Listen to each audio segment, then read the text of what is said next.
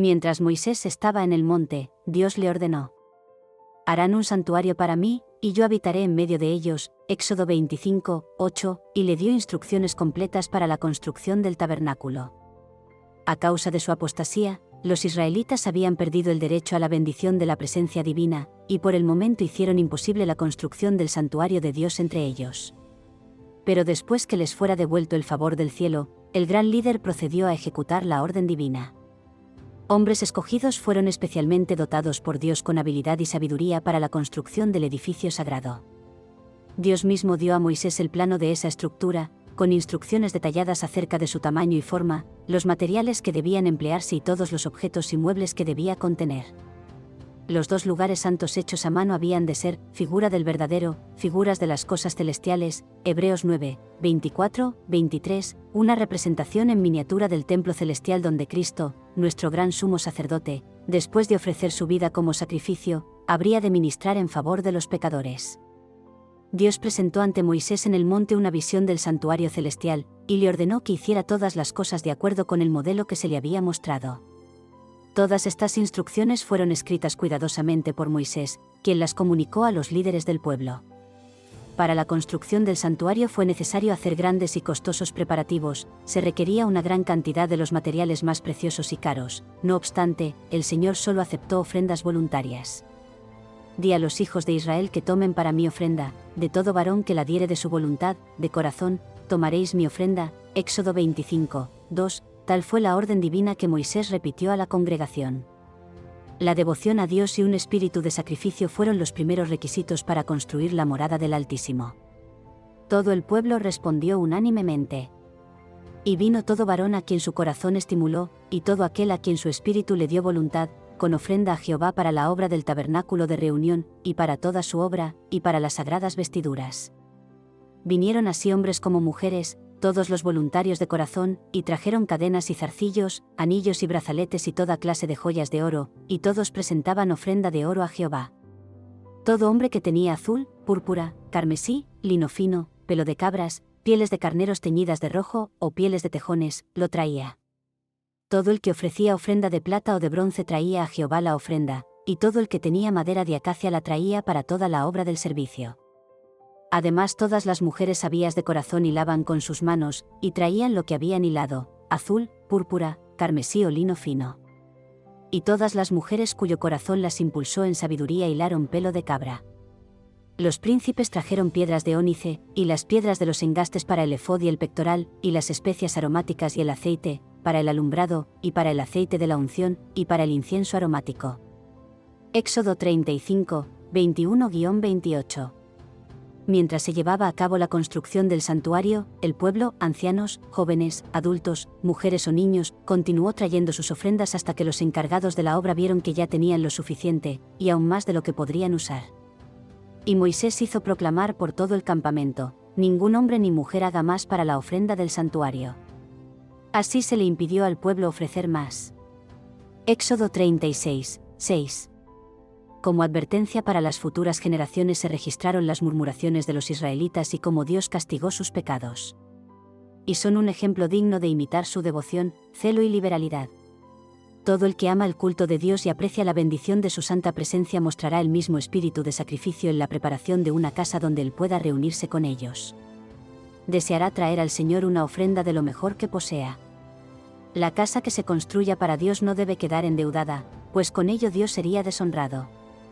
Debiera darse voluntariamente una cantidad suficiente para llevar a cabo la obra, para que los que la construyen puedan decir: no traigan más ofrendas. El tabernáculo fue construido desarmable, de modo que los israelitas pudieran llevarlo en su peregrinaje. Por consiguiente, era pequeño, de solo 55 pies de largo por 18 de ancho y de alto. No obstante, era una construcción magnífica. La madera que se empleó en la construcción y en sus muebles era de acacia, la menos susceptible al deterioro de todas las que había en el Sinaí. Las paredes consistían en tablas colocadas verticalmente, fijadas en basas de plata y aseguradas por columnas y travesaños, y todo estaba cubierto de oro, lo cual hacía aparecer al edificio como de oro macizo. El techo estaba formado de 4 juegos de cortinas, el de más adentro era de lino torcido, azul, púrpura y carmesí, y querubines de obra primorosa, Éxodo 26, 1, los otros 3 eran de pelo de cabras, de cueros de carnero teñidos de rojo y de cueros de tejones, respectivamente, arreglados de tal manera que ofrecían completa protección. La estructura estaba dividida en 2 secciones mediante una bella y rica cortina, o velo, suspendida de columnas doradas, y una cortina semejante a la anterior cerraba la entrada de la primera sección. Tanto estos velos como la cubierta interior que formaba el cielo raso, eran de los más magníficos colores azul, púrpura y escarlata, bellamente combinados, y tenían, recamados con hilos de oro y plata, querubines que representaban la hueste de los ángeles asociados con la obra del santuario celestial, y que son espíritus ministradores del pueblo de Dios en la tierra. La tienda sagrada estaba colocada en un espacio abierto llamado atrio, rodeado por cortinas de lino fino que colgaban de columnas de bronce. La entrada a este recinto se hallaba en el extremo oriental. Estaba cerrada con cortinas de riquísima tela hermosamente trabajadas, aunque inferiores a las del santuario. Como estas cortinas del atrio eran solo de la mitad de la altura de las paredes del tabernáculo, el edificio podía verse perfectamente desde afuera. En el atrio, y cerca de la entrada, se hallaba el altar de bronce del holocausto. En este altar se consumían todos los sacrificios que debían ofrecerse por fuego al Señor, y sobre sus cuernos se rociaba la sangre expiatoria. Entre el altar y la puerta del tabernáculo estaba la fuente, también de bronce, hecha con los espejos donados voluntariamente por las mujeres de Israel. En la fuente los sacerdotes debían lavarse las manos y los pies cada vez que entraban en el departamento santo, o cuando se acercaban al altar para ofrecer un holocausto al Señor. En el primer departamento, o lugar santo, estaban la mesa para el pan de la proposición, el candelero o la lámpara y el altar del incienso. La mesa del pan de la proposición estaba al norte. Así como su cornisa decorada, estaba revestida de oro puro. Sobre esa mesa los sacerdotes debían poner cada sábado 12 panes, arreglados en 2 pilas y rociados con incienso. Por ser santos, los panes que se quitaban debían ser comidos por los sacerdotes. Al sur estaba el candelero de 7 brazos, con sus 7 lámparas. Sus brazos estaban decorados con flores exquisitamente labradas y parecidas a lirios, el conjunto estaba hecho de una pieza sólida de oro.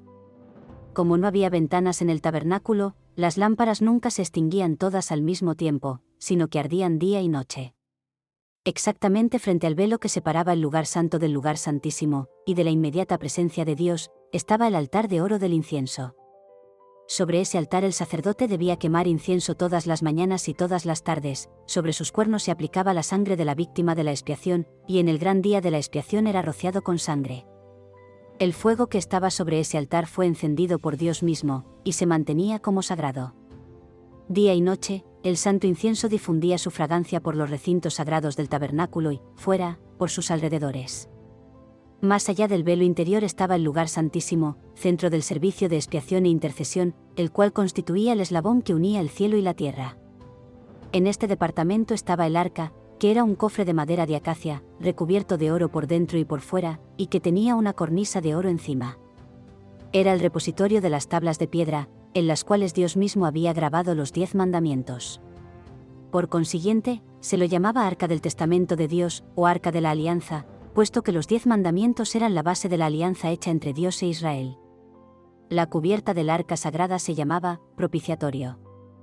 Estaba hecha de una sola pieza de oro, y encima tenía 2 querubines de oro, uno en cada extremo. Un ala de cada ángel se extendía hacia arriba, mientras la otra permanecía plegada sobre el cuerpo, ver Ezequiel 1:11, en señal de reverencia y humildad. La posición de los querubines, con la cara vuelta el uno hacia el otro y mirando reverentemente hacia abajo sobre el arca, representaba la reverencia con la cual la hueste celestial mira la ley de Dios y su interés en el plan de la redención. Encima del propiciatorio estaba la sequina, o manifestación de la presencia divina, y desde en medio de los querubines Dios hacía conocer su voluntad. A veces los mensajes divinos eran comunicados al sumo sacerdote mediante una voz que salía de la nube.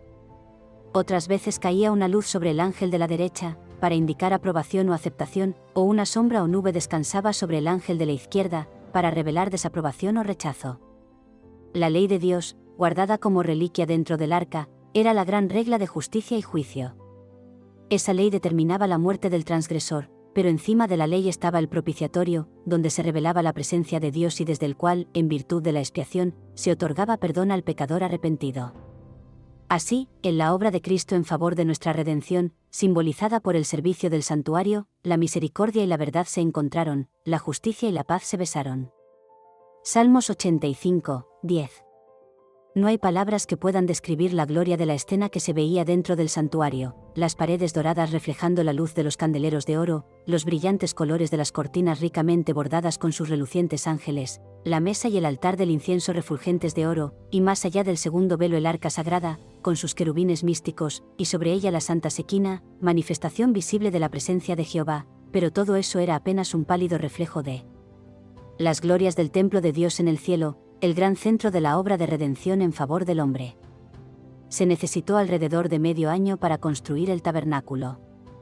Cuando se terminó, Moisés examinó toda la obra de los constructores, comparándola con el modelo que se le enseñó en el monte y con las instrucciones que había recibido de Dios. Y vio Moisés toda la obra, y he aquí que la habían hecho como Jehová había mandado, y los bendijo. Éxodo 39, 43. Con anhelante interés las multitudes de Israel se agolparon para ver la sagrada estructura. Mientras contemplaban la escena con reverente satisfacción, la columna de nube descendió sobre el santuario y lo envolvió. Y la gloria de Jehová llenó el tabernáculo. 40, 34. Hubo una revelación de la majestad divina, y por un momento ni siquiera Moisés pudo entrar. Con profunda emoción, el pueblo contempló la señal de que la obra de sus manos era aceptada. No hubo demostraciones de regocijo en alta voz. Una solemne reverencia se apoderó de todos. Pero la alegría de su corazón se manifestó en lágrimas de gozo, y susurraron fervientes palabras de gratitud porque Dios había condescendido a morar con ellos.